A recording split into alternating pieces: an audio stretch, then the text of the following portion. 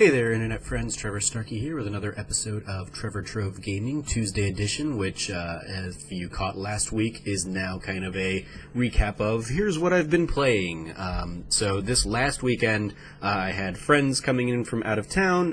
We had Nikki and G come in from California, as well as William and Janelle, friends from Chicago, and then we all kind of convened with myself, my friend Nate, and his girlfriend Whitney, and so the seven of us all hung out at a house out in Surprise, which is basically on the ass and other side of the valley here from where I live, about an hour away drive, but we just kind of hung out there for the weekend and had a great time. I played a little bit of games in there, including I had basically an epic, probably at least a half-hour match with Nate in Nidhogg 2. Lead up into that a little bit, I played a little bit against Whitney and a little bit against Nikki. I hadn't played Nidhogg 2 since the hot pepper version that we did at Extra Life with Irrational Passions, and that had been my only experience with Nidhogg 2, and that was a nightmare. So at least this one I had a better feel for it, and kind of had some good back and forth bouts with Nikki and Whitney going into it, and then Nate, who has played a little bit more than I have. We had a good kind of back and forth, and he was very much dominating me throughout most of our time in it, but I was always able to kind of defend against him, like in the final screen. We would get to the final screen, or he would have like one screen to go a lot, and I would manage to kind of stop him and push him back a little bit. And it went for a good, if it wasn't a half hour, it certainly felt like half hour or more, in terms of how long we were going before he finally did end up beating me. But that was a ton of fun, really tense, and just kind of, like everybody was enthralled by how long we were, at it, and how long we were going at it, and having a good time. We also dove into Tricky Towers, which, if you caught, I played some of this with Logan when he was here. Dominated Logan despite his best efforts to convince people that I was better, or that he was better than me. In this instance, I found out very early on it was me and G and Nate playing, I think, if I'm remembering correctly. And we found out very early on that G had platinumed this game, and I think that was like his rarest platinum, was having played that game. So he very handily kicked our butts. It was me, Will, and G.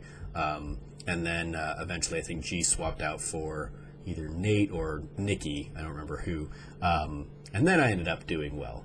But yeah, it was very amusing that, like, oh no, G was really, really good at that game, and so he kicked our asses a lot. I won the first round in like a little tournament that we did, and I was like, yeah, I'm feeling good. And then he just like blew us away every other match, and I was like, oh, shit. But it was still a ton of fun just getting to play that game with other people. They played a little bit of ARMS. I wasn't feeling too well, so I was kind of crashing at that point. But it was good time, good fun times with them. They also played. We went to an arcade on Saturday. They played a handful of like the arcade games there. I didn't bother putting any money into arcade games, but we did play laser tag, and that was fun. So that was a fun little bit of like physical gaming. Definitely got winded in that, and it was like a small little arena, 2-story arena, but just kind of running around shooting, friends, and then like the kids that were also in there that we were playing against and stuff. Ended up getting third. Yeah, Nate, who was camping in a corner the whole time, he ended up getting first, but only by like 1,000 points or something like that. So, if I'd gone ahead and been like, yeah, I'm just gonna go ahead and camp up here too, I probably would have been fine. But I wanted to be a little bit more diverse in my playing. And then the other big thing I've been playing has been more Far Cry Primal. I started playing that a little bit last week, and I've been continuing this, and it's very interesting because like it's definitely Far Cry gameplay, but I feel like I'm not like progressing in the game at all. Like I'm going through and just kind of checking off outposts and clearing those things out. But in terms of like story, it's just an interesting kind of way that they went and have mapped that game out, because basically you have like a home base village that you kind of build up with kind of your crafting equipment and stuff that you go out and collect. And each kind of hut has like a character associated with it. You've got like the gatherer character and the hunter character and the warrior character and all that kind of stuff. And you go out and do kind of little side missions for each of them. So I'm not feeling like there's an overarching story that I'm trying to really do, and I'm not even really playing their little side missions here and there all that much. I really am just kind of like, okay, I've got them all, or I've got most of them kind of gathered at the village, and I'm out there really just kind of clearing out the map and checking things away. I don't know how much more time I'll be putting into it. Far Cry 5 comes out finally next week, so I'm basically just kind of like tiding myself over until that comes. But I'm having a good enough time with it. It's fun. It's Far Cry. I get why it didn't really like set the world on fire as like the interstitial between Far Cry 4 and Far Cry 5. But it's fun gameplay, I guess.